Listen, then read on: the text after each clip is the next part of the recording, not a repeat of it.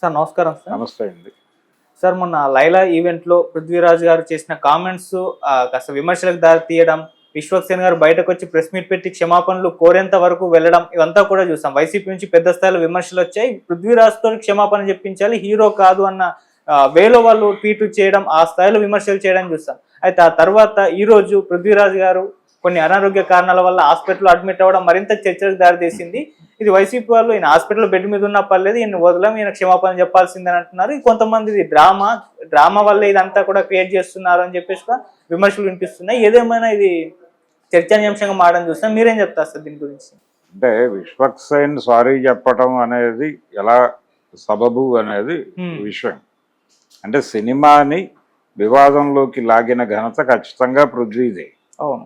ఒకవేళ ఇది వివాదం అనుకుంటే, మరక మంచిదే అనుకుంటే, ఈ ప్రచారం కూడా సినిమాకు ఉపయోగపడుతుంది అనుకుంటే, ఒక బజ్ క్రియేట్ అవుతుంది అనుకుంటే ఓకే, వెల్ అండ్ గుడ్.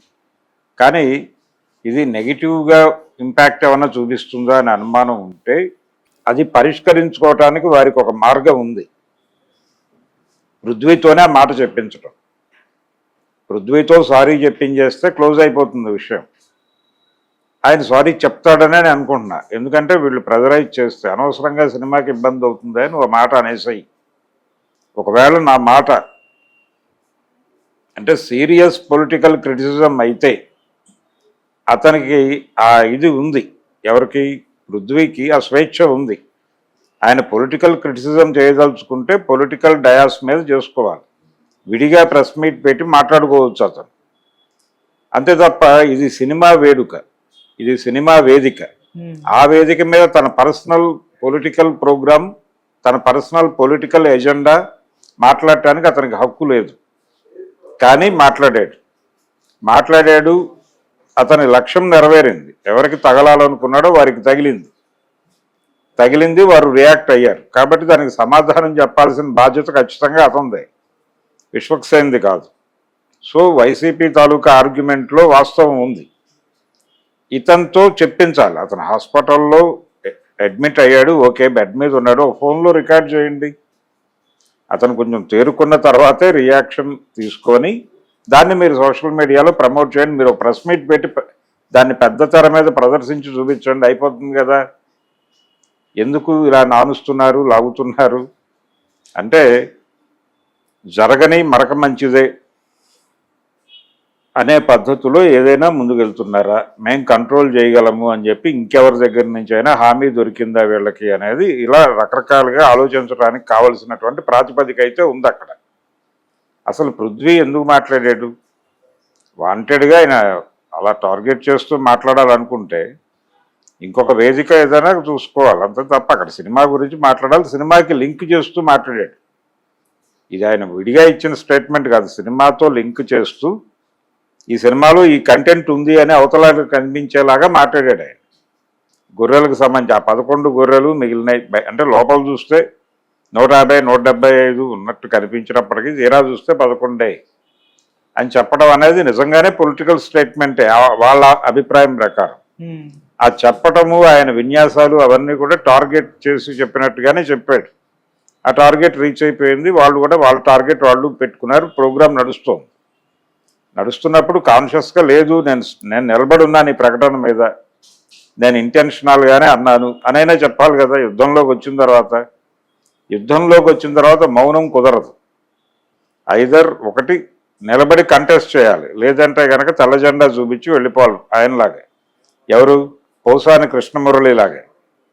కాబట్టి నేను ఫర్దర్గా జీవితంలో ఎప్పుడు పొలిటికల్ స్టేట్మెంట్ ఇవ్వనని ఈ రోజు వరకు ఇవ్వలేదు ఆయన. అదే మాట నువ్వు చెప్పేసావు, నువ్వు ఆ మాట చెప్పక్కర్లేదు. ఆ వేదిక మీద మాట్లాడకూడని కొన్ని మాటలు నా దగ్గర నుంచి దొరలేదు, దానికి సారీ చెప్తున్నానంటే సరిపోతుంది. అంటే తన పర్సనల్ ఒపీనియన్ తప్పని ఎవరు అంటలేదు. ఆయనకు ఆ ఇంటెన్షన్ ఉంటే అది మాట్లాడుకోవచ్చు, అది విడిగా మాట్లాడు. నువ్వు ఒక ప్రెస్ మీట్ పెట్టి మాట్లాడుకో, లేకపోతే రాజకీయ వేదికలు అనేకం ఉంటాయి.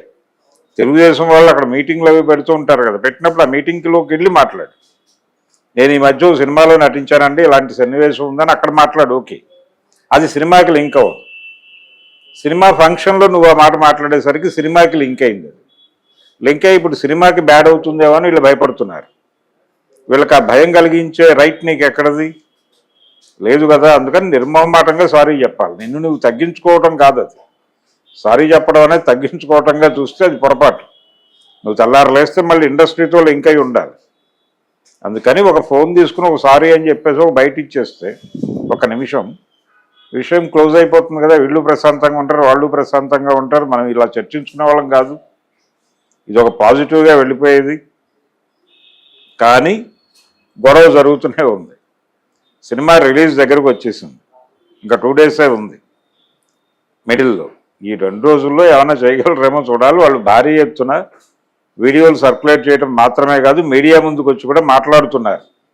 ఆల్రెడీ కొంతమంది ఛానల్స్ వాళ్ళు ఉత్సాహంగా వెళ్ళి వైసీపీ వాళ్ళతో మాట్లాడించే ప్రయత్నం చేస్తున్నారు. ఆ ప్రయత్నంలో భాగంగా వాళ్ళు సీరియస్గానే తిడుతున్నారు. వాళ్ళు అంటున్న మాట కూడా అదే, నువ్వు మాట్లాడుతున్న వేదిక ఏమిటో ఆ వేదిక మీద ఏం మాట్లాడాలో తెలియకుండా మాట్లాడుతున్నావు, ఇది తప్పు అని చెప్తున్నారు వాళ్ళు ఓపెన్గా. దాన్ని ఫేస్ చేయాలి. పృథ్వీ ఖచ్చితంగా తప్పే. పృథ్వీ అలా మాట్లాడటం సబబు కాదు. రెండోది, అలా వ్యాఖ్యానించి దానికి అటో ఇటో సమాధానం చెప్పకపోవడం కూడా ఇంకా తప్పు. ఏది, వీళ్ళు రోడ్డు మీదకి వచ్చి ప్రెస్ మీట్ పెట్టిన తర్వాత కూడా తన స్పందన తెలియజేయకపోవడం అనేది తప్పు.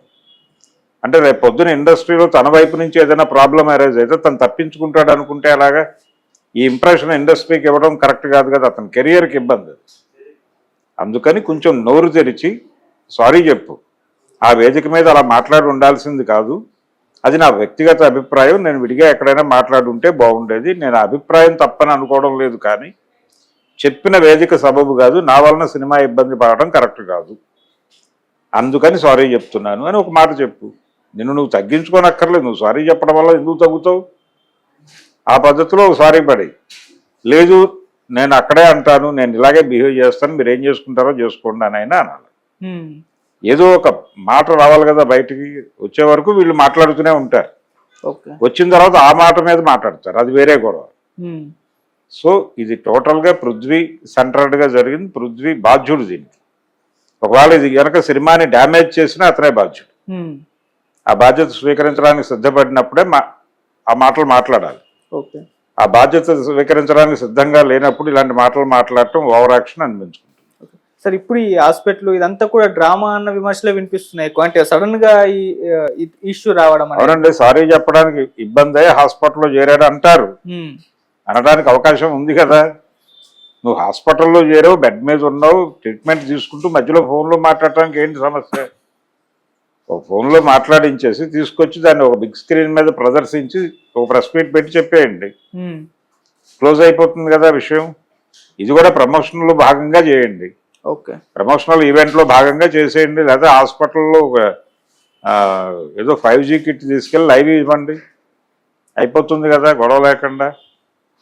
అలాంటి పరిష్కారం ఏదో చూసుకోవాలి అంతే తప్ప దీని మీద ఇంకా లాగి పీకి గొడవ చేయటం తప్పు. Okay sir, thank you so much. Thank you.